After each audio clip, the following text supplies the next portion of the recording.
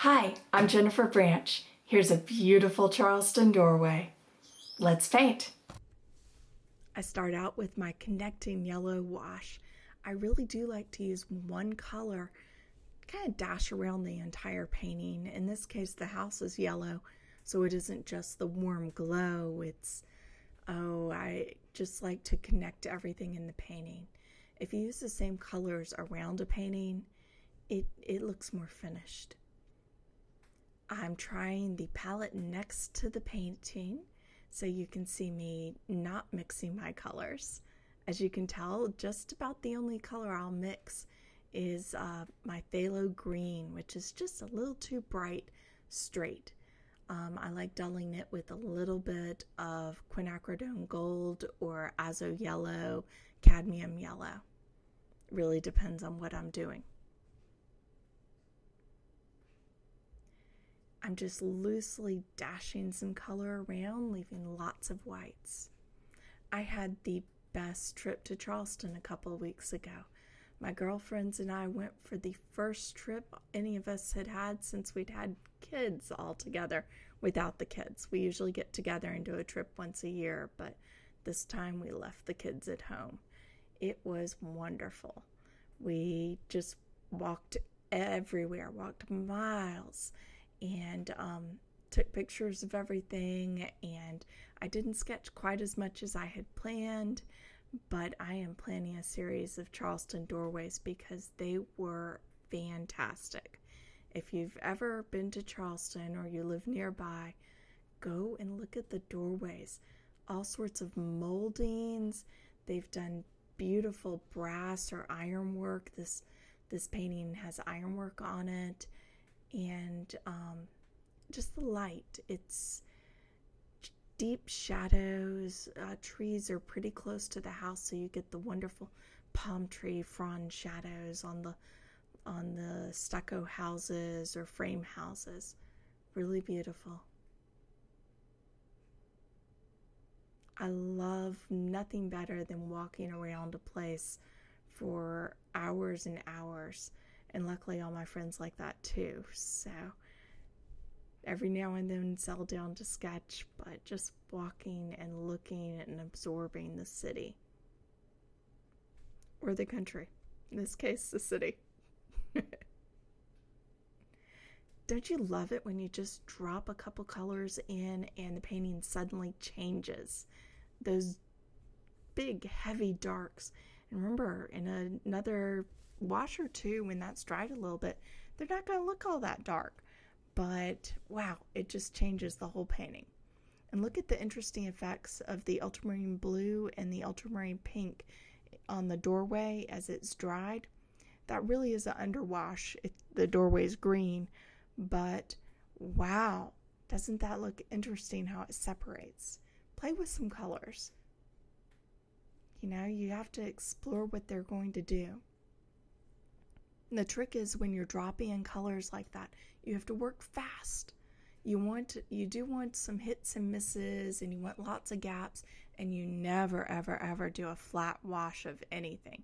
You're getting in there, you're getting out, you let the colors do their thing, but the trick is I have practiced with these colors. I know these colors. I occasionally do add new ones to my palette, as any of my longtime viewers know, but I have my cools, I have my warms, I know what every single one does, and I can let them play on the paper. This palette is actually a lot messier than I normally have it because I keep my table at about 15, somewhere between a 10 to 20 degree tilt.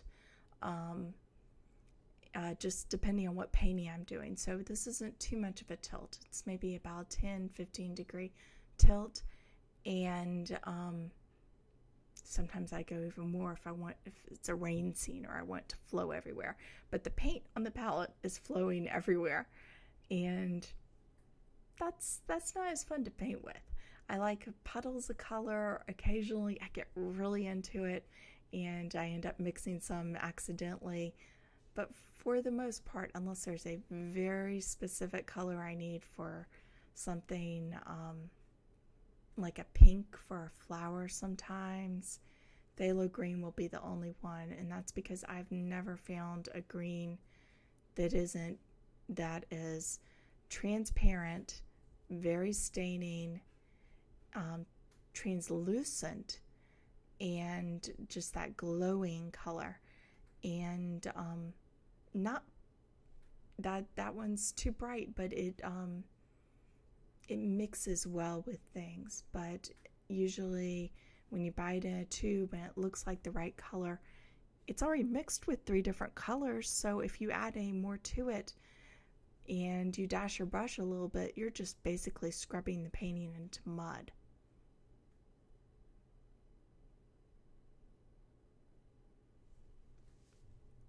I gotta say, the shadows on this house was what made me really interested in painting it, because these terrific shadows just flowing from this live oak tree right in front of it.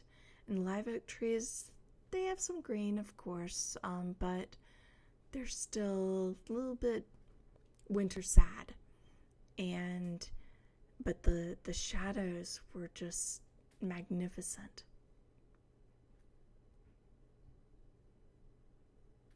And the bright yellow house. But notice I'm not going right in and painting the shadows blue or gray. Yes, they probably are going to end up a bit gray, but it's a combination of things. They change. They're warmer in some areas, they're cooler in some areas. They get darker where the sun is very bright. They usually get cooler in the shade, and a little bit lighter. It's more of a contrast. Shadows are really exciting to paint.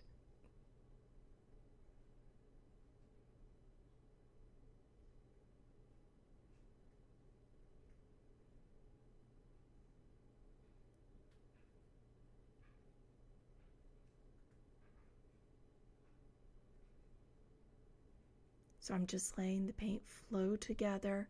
And remember, if you're letting it flow together, you can't keep dashing your brush in there. You gotta let it go sometimes and just let it do what it wants, and realize that after it dries, if you absolutely hate it, you usually can change it. Watercolor is not that unchangeable a medium. Sometimes you've lost the spontaneity, but you know, sometimes it's worth doing a painting again. It's a fast medium. This painting was edited down to about 15 minutes, but it took me 48 minutes to do. So that lets you know how fast this is. It's quick, little sketches, little glimpses of life. Just imagine walking through one of those beautiful doorways with the live oaks dripping with Spanish moss and the shadows dancing on the walls. Beautiful.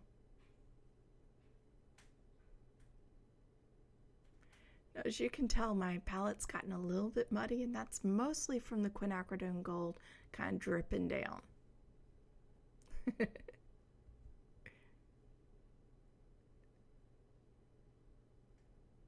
I'm definitely from the South, so I love painting southern cities.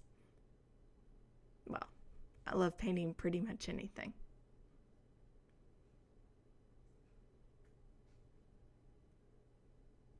Now, a good base, when you have a strong contrast like the bush that's next to the door, put some shadow behind it so it catches the light at the tips, but the big bulk of it's just this massive shadow. I like using a rigger for branches and anything like that.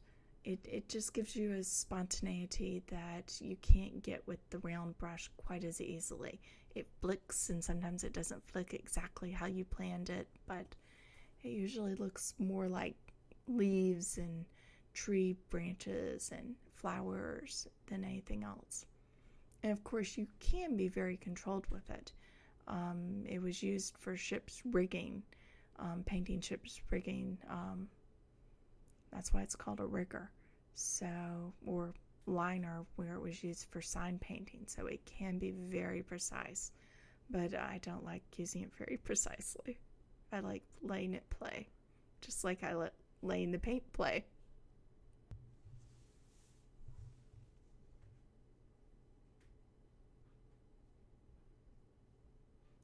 Now, Cobalt Blue is terrific for that chalky reflection of the windows. It's pretty opaque when it's put on thick, and it can be fairly translucent when it's thin. You just have to pay attention to what you're using it with and how thickly you put it on. Play with the paint.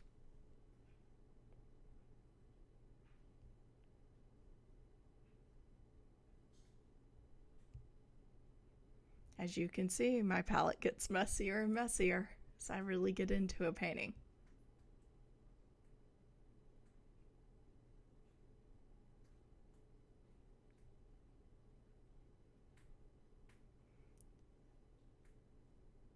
This is just such a great city to walk around.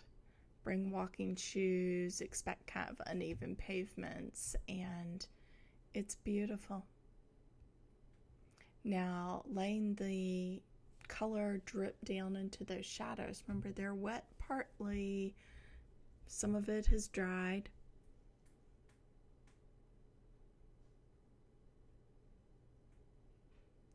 And I'm just kind of letting it flow a little bit and helping it along.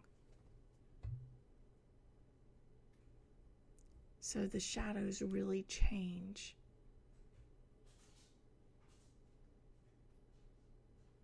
And right now I can't really tell much difference between the actual tree limb and the shadow of the tree limbs. I like that. It's the same colors behind the shadow and the object to start with, and then I go back in and add a little bit of detail and really define the object. So I'm adding more to the tree limb. Roughen up the bark a little bit, add a bit of texture that the shadow doesn't have. But that defines it a lot more than the colors.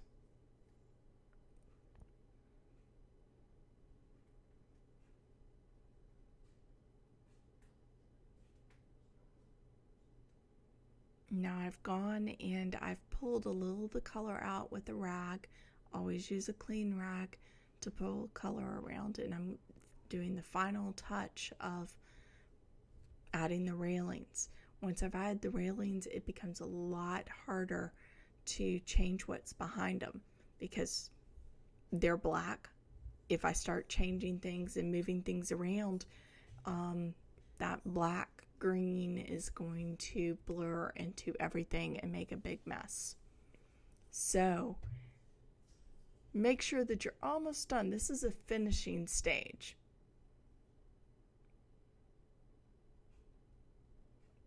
And the rigor can be as accurate or inaccurate as you want it to be. I usually wait to the finishing stage to pull out any paint with a rag either. That can vary, but if I'm going to do a lot of it, then I'll wait till it's almost done because it destroys the sizing and the tooth of the paper a little bit. So the area that I've done will never quite match up with what hasn't been rubbed or blotted or whatever technique I happen to be using. So say that to the end. If the darks are very delicate and they need that light to show up, just wait. There's plenty of time to add that at the very end. I'm not a proponent necessarily of the background to foreground, but in some cases with watercolor, you really need to do that. Otherwise, your painting just ends up being a big mess. I love that old brass work. Beautiful. Sign it.